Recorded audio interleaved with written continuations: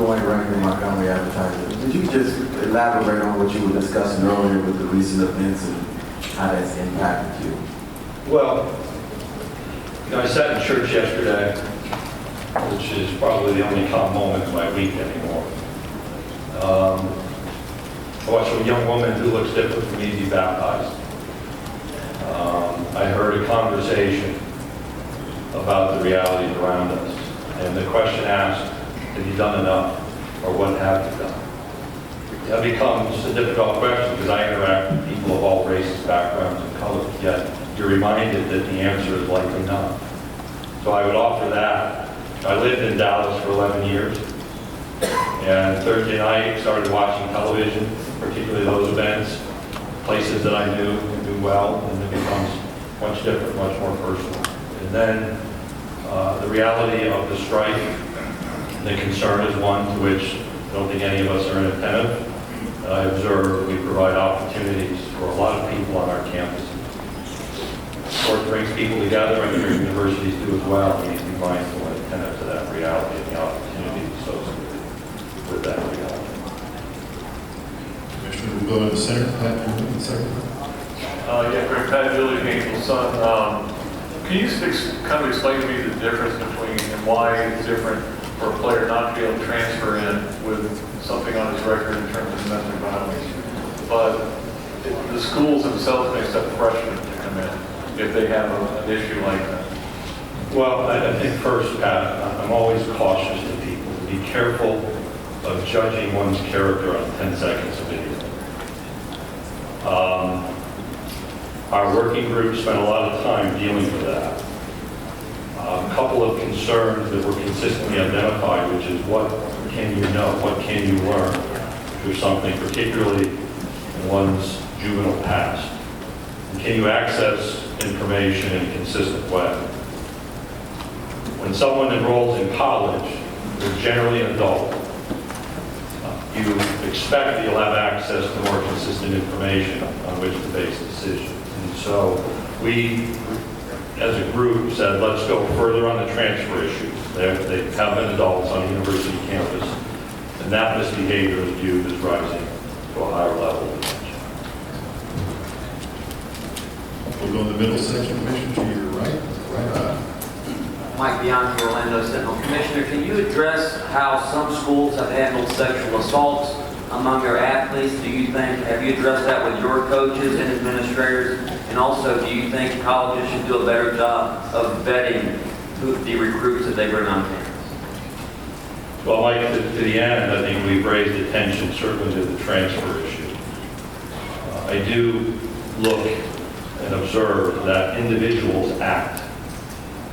And it is difficult to sometimes predict the actions of individuals. Part of our basis for the transfer policy is when there are certain behaviors that may indicate a potential for future behavior, certainly around interpersonal violence, that's a stopping point. We have talked as a conference about expectations, realities around how legal expectations play out, and we'll continue to do that. I think if you heard the activities of last month remind us that we even need to be more attentive. And with the settlement that was announced and some of the commentary about changes at the University of Tennessee, there's a communication opportunity there to help educate on those changes. You saw a program at LSU introduced last week. University of Kentucky 2-3 years ago went through an exhaustive search across campus survey process to understand and to educate how they proceed. But I would caution that we not assume that people don't do the right things. Most, if not almost all of them. Commissioner, we'll go over here to my left. Dennis. Ray Dennis, CBS Sports.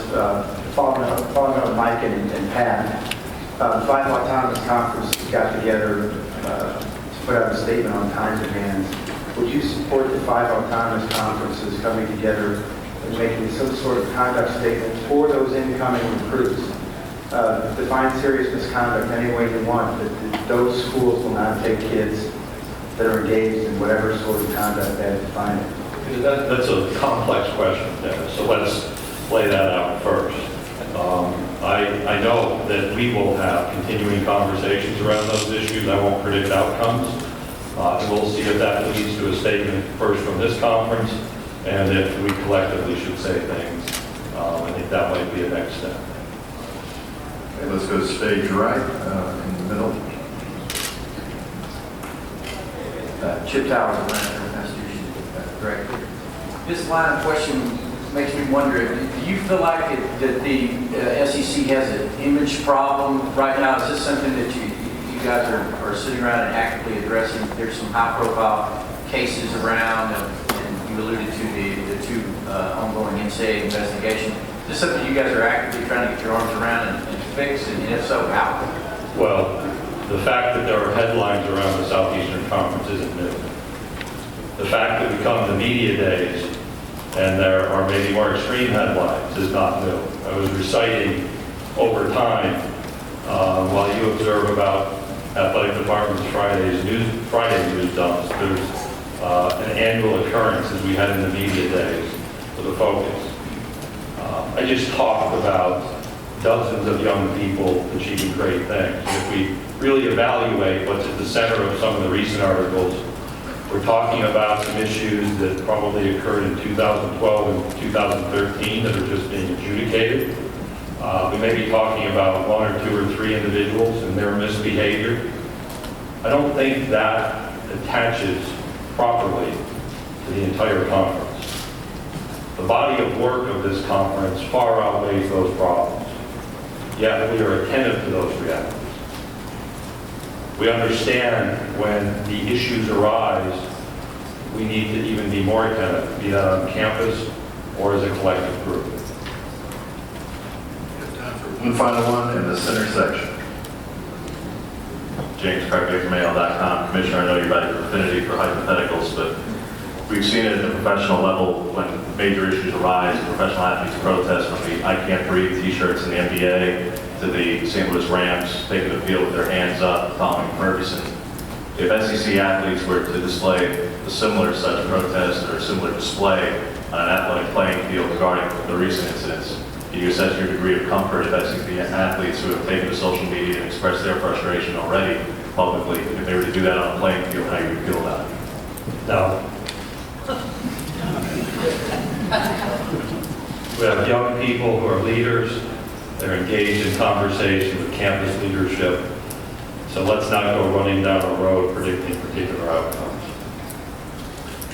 Thank you, Commissioner Sankey. You will be around this week if you have further